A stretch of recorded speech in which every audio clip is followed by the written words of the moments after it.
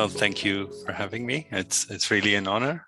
I'm a senior research scientist officially at the Research Institutes of Sweden, and I do research of the fire performance of buildings with a timber structure, and mostly modern buildings.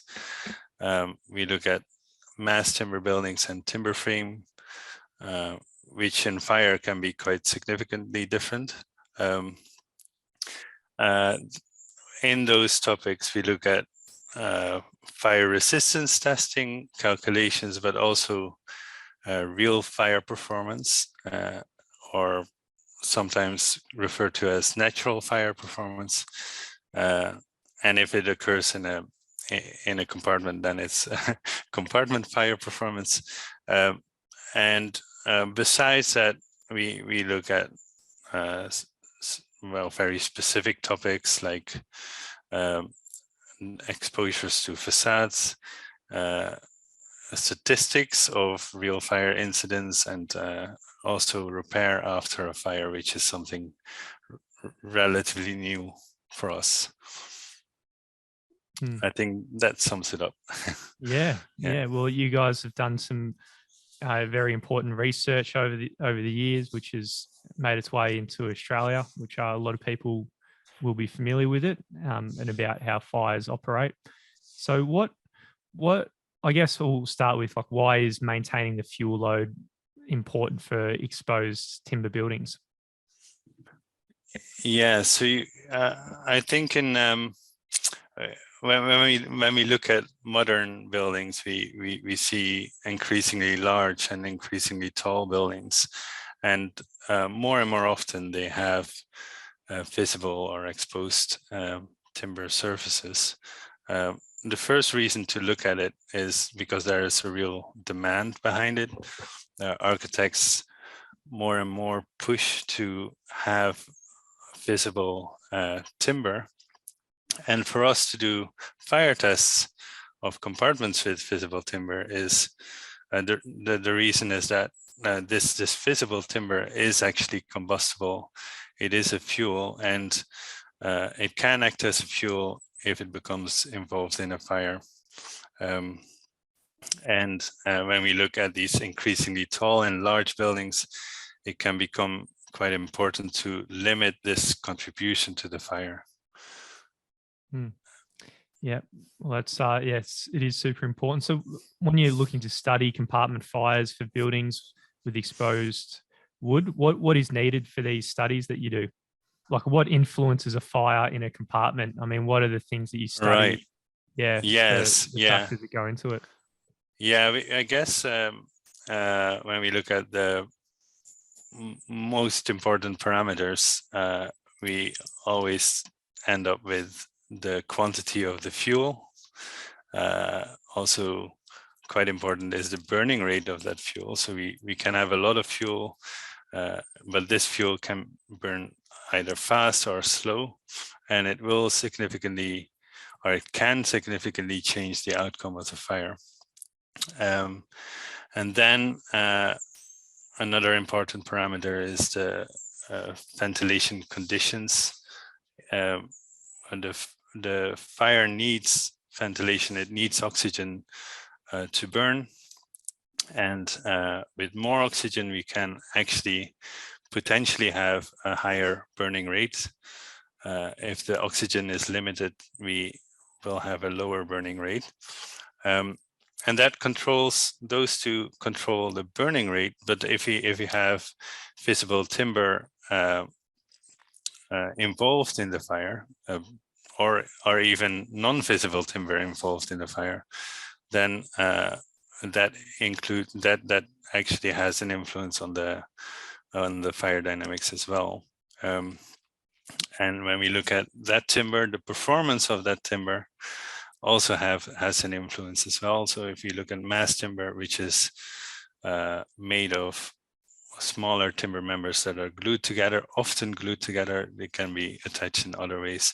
If the glue becomes weak and lamella start to fall and delaminate, then that influences the fire as well.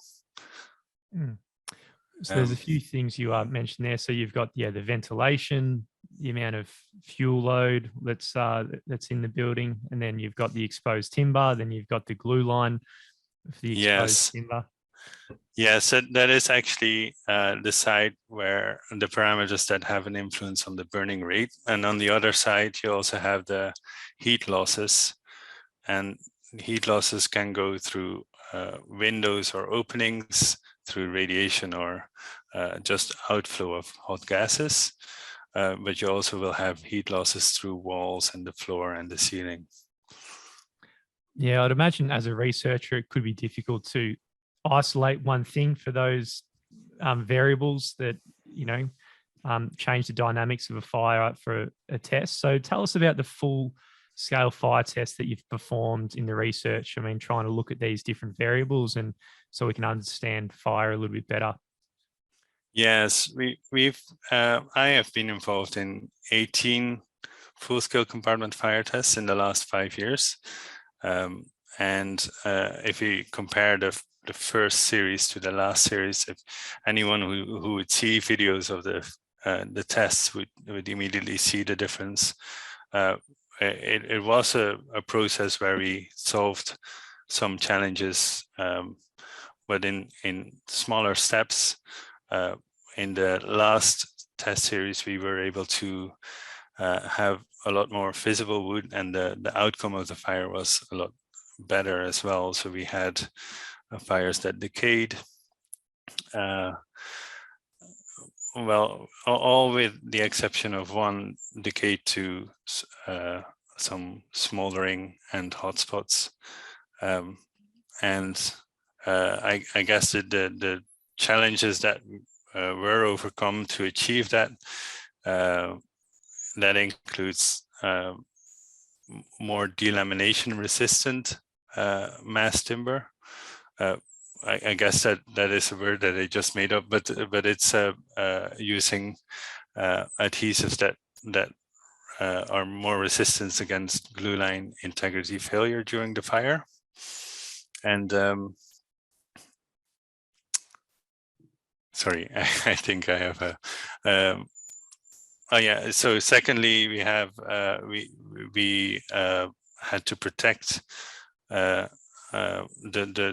the surfaces that were not exposed or visible. They had to be sufficiently protected in order to prevent the contribution of those surfaces to the fire.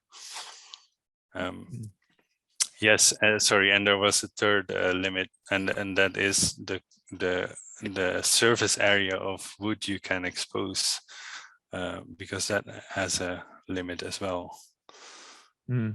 Well, that's the big one, isn't it? Because architects are looking to expose as much as they can.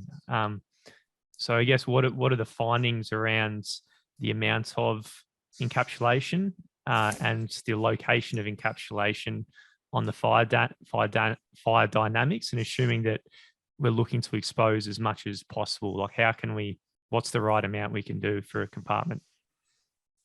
Well, it does depend on the factors that I talked about just now, but what we did is look at a severe scenario. We try to be very much on the severe side, test with a small opening factor and a relatively high fuel load.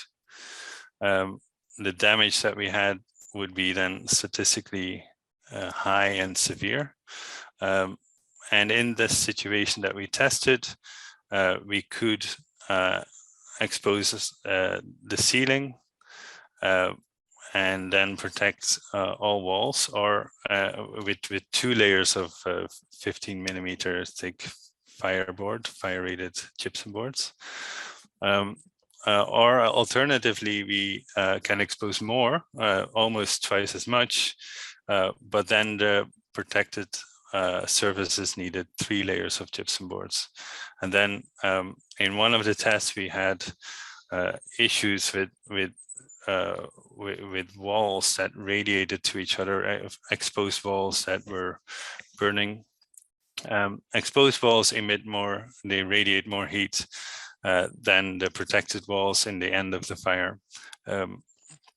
And that actually, if these walls are close together, we know there can be some radiative interaction, and it in one of the tests it did play a role.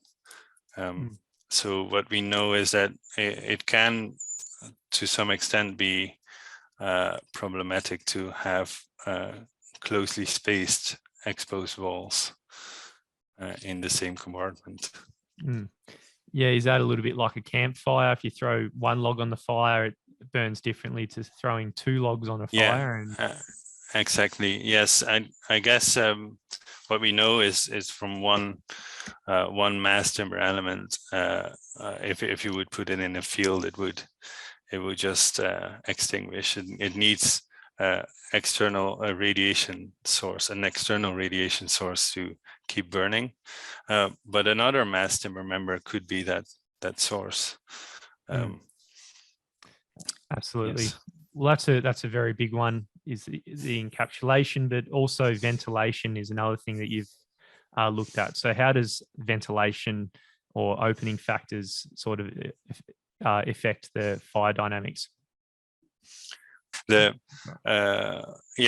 fully developed fire would actually consume all oxygen in the compartment. And because it consumes all oxygen in the compartment, it cannot get any bigger. There's just not enough fuel. But if we limit the burning rate, in these fires, the burning rate is limited by the amount of oxygen that comes into the fire. It can actually extend the fire as well, because the burning rate can be lower. And that means that it takes longer to burn through your fuel. And that in the end can lead to a higher damage if you look at the total fire, when everything is burned out, all the fuel on the floor is burned out, and the structure stops contributing significantly. Then you might have you have generally higher damage than in a compartment with a large opening. Yeah, so we've been talking a lot about compartments, so smaller enclosed locations in this research. I mean, that's what I came across, and I saw your big name on the paper there.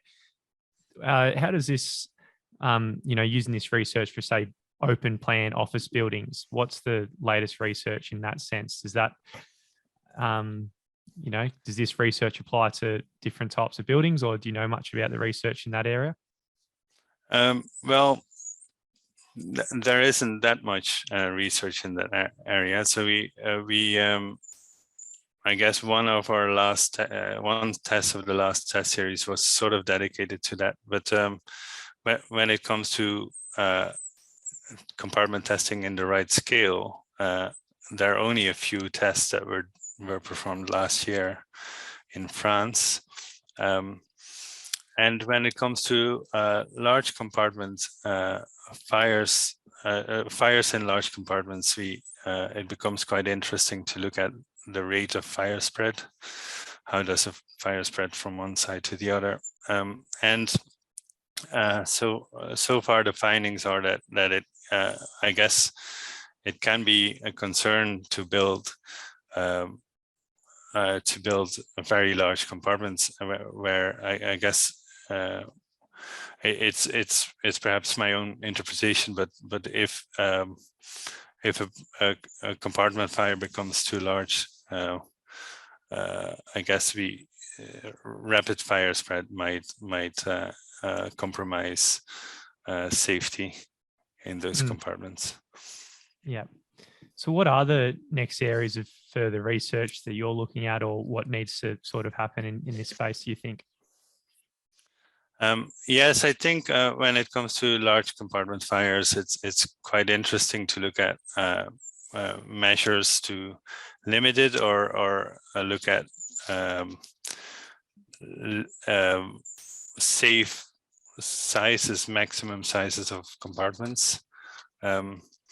That's one of the things. Then we have, I guess, the interaction between exposed timber surfaces, especially walls, specifically walls, that radiate to each other. That's something that we need to study. I guess look at configurations that are allowable and acceptable. But there is a lot of research that I guess needs to be done on completely other topics like post-fire repair. These buildings need to be insured, and after the fire you will have a charred structure, especially if you have exposed wood. And instead of completely rebuilding the building, and there need to be methods to actually repair. And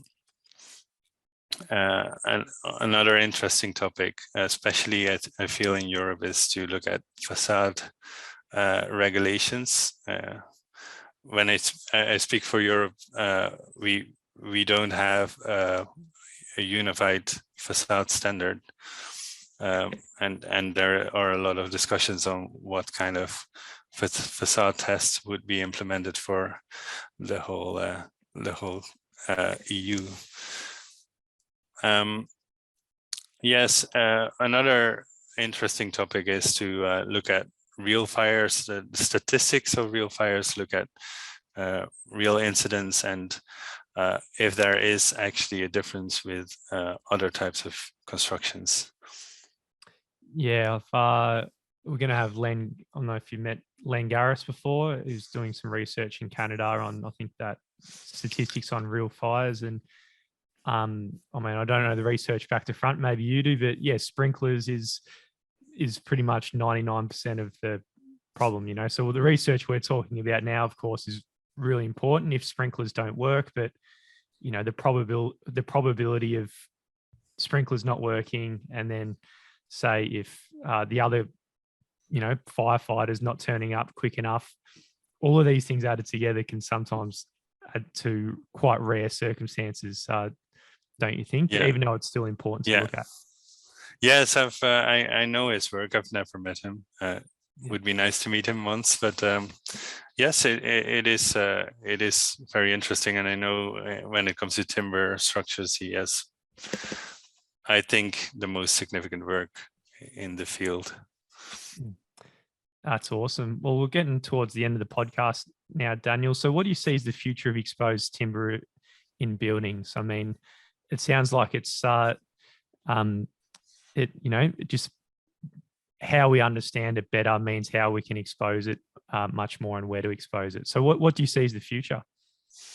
I think it is important for the future. It's clearly a real driver behind building with timber, and building with timber has societal advantages.